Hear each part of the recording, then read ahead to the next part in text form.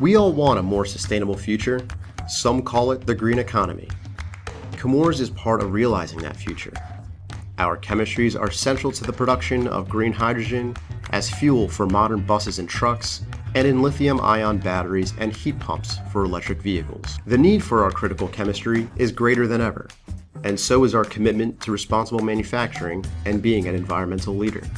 Around the world, Chemours has invested hundreds of millions of dollars in emissions control, abatement, and related technologies.